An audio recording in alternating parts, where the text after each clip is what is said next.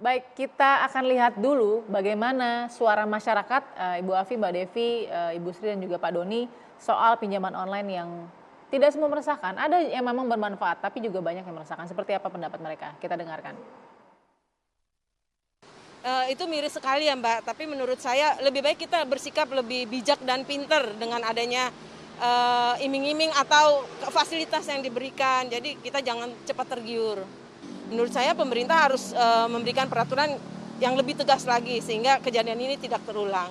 Itu buat saya juga sebuah jebakan ya untuk para ibu-ibu atau bapak-bapak anak muda yang seolah-olah kemudahan yang didapat tapi dikala membayarnya kena trap, istilahnya ya, kena trap dengan tidak bisa membayar bunganya. Ya kita miris aja Mbak, emak-emak sampai ibu-ibu itu apa, jangan sampai terjadi lagi gitu. Soalnya kan udah ada kejadian kayak gini gitu. Ibu-ibu itu kan konsumtif ya. Nah, itu supaya menghindari gitu loh, bisa menahan diri untuk jangan gaya hidup yang harus diinikan itu Mbak. Yang kita kurangin gitu. Saya lebih diperketat untuk regulasi mengenai syarat-syarat untuk pembayarannya mungkin bisa diringankan dengan bunga yang lebih ringan. Sistem penagihannya menurut saya juga harus dibikin regulasi juga ya, supaya nggak membuat orang tuh stres sehingga terancam untuk akhirnya bunuh anak-anaknya seperti itu.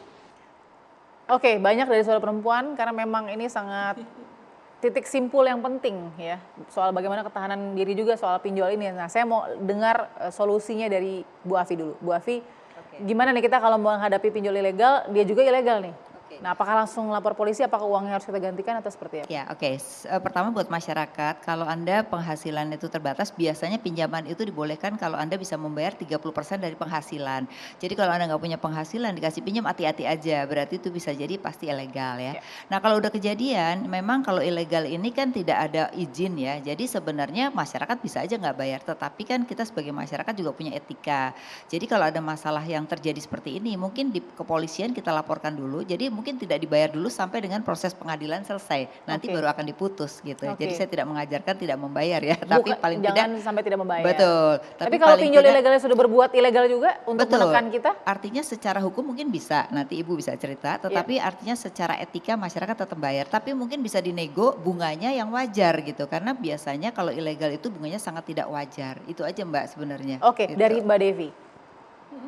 Hutang nih gimana sih kondisinya di kita masyarakat sekarang? Ya, artinya sekali lagi berhutang sebagai salah satu cara alat bantu untuk memenuhi kebutuhan yang ada, tentu saja tidak salah. Selama itu kemudian kepada lembaga yang tepat. Tapi memang hati-hati, data global menunjukkan himpitan masalah keuangan itu membuat orang 20 kali lebih parah untuk berpikir bunuh diri.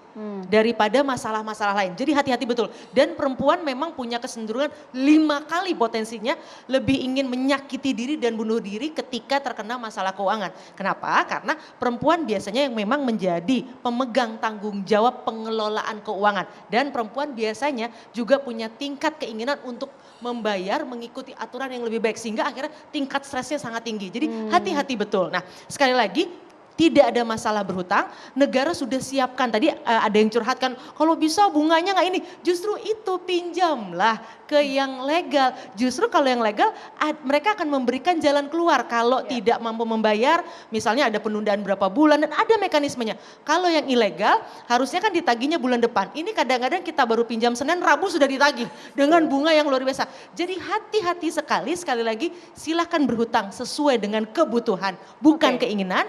Pastikan ke yang legal karena negara sudah sangat serius untuk mengawal masyarakat karena terakhir 2021 itu ada 67 juta rekening yang dibantu untuk memiliki pinjaman.